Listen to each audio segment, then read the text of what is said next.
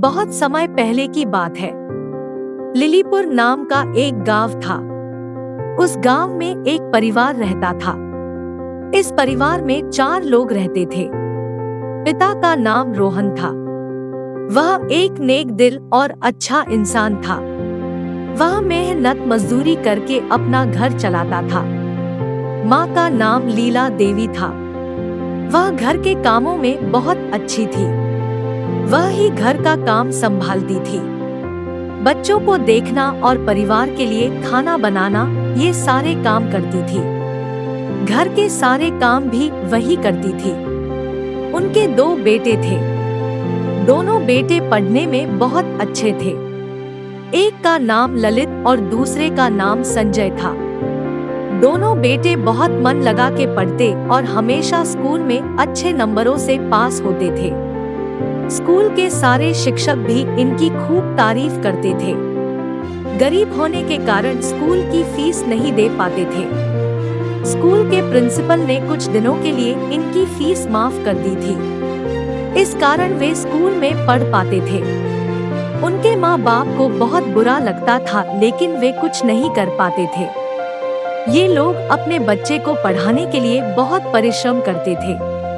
इनकी माँ दूसरे के घर में काम करके पैसे कमाती और घर के खाने का ही प्रबंध कर पाती थी।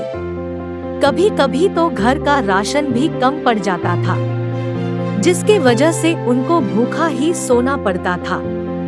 बच्चे भी भूख से रोते रोते सो जाते थे। रोहन जो कमाता था उसमें वह घर के लिए सब्जी और जरूरत का सामान लाता था। जिस दिन उसको मजदूरी नहीं मिलती थी वह सामान नहीं ला पाता था। इस तरह से परिश्रम और मजदूरी करके उनका घर चल रहा था। बच्चे भी जैसे तैसे पढ़ रहे थे। कुछ दिनों तक उनकी जिंदगी इसी तरह से चलती रही। एक दिन पति और पत्नी दोनों एक साथ बैठ के सोच रहे थे कि क्या किया जाए जिससे बच्चे अच्छे से पढ़ सकें। उन्होंने सोचा कि हम गांव का घर बेचकर शहर जाते हैं और वहां खाने की दुकान खोलते हैं। लीला खाना बनाने में बहुत अच्छी थी। वह बहुत बढ़िया खाना बनाती थी, इसलिए वह झट से मान गई। फिर दोनों ने अगले दिन ही अपना घर बेच दिया और शहर को चल दिए। शहर पहुंचकर उन्होंने किराए पर एक सस्ता घर लिया। वे घर के पास ही दुकान लगाने लगे। उनकी दुकान शहर से थोड़ी ही दूर पर था, लेकिन वे लोग बहुत अच्छा खाना बनाकर खिलाते थे, जिसके कारण उनकी दुकान पर बहुत भीड़ लगती थी। उन्होंने कुछ ही दिनों में काफी पैसा कमा लिया। उनके बच्चे अब अच्छे स्कूल में पढ़ने लगे थे। कुछ सालों में ही उन्होंने अपना घर भी बना लिया। उनके बच्चे भी बड़े हो रहे थे। कुछ सालों के बाद उनके बच्चों की पढ़ाई भी पूरी हो गई और वे दोनों नौकरी करने लगे। अब पूरा परिवार मिलकर मेहनत कर रहा था। कुछ सालों के बाद उन्होंने एक बंगला खरीद लिया और अपने घर को किराए पर लगा दिया। अब सारे काम उनके नौकर ही करते थे। कुछ समय के बाद उनके बच्चों ने नौकरी छोड़ दी और अपने पापा के साथ मिलकर काम करने लगे। उनका काम बहुत बढ़ गया था, इसलिए उन्होंने गांव के गरीब लोगों को ही बुलाकर काम करवाने लगे, जिससे उनका गांव में बहुत नाम हो गया।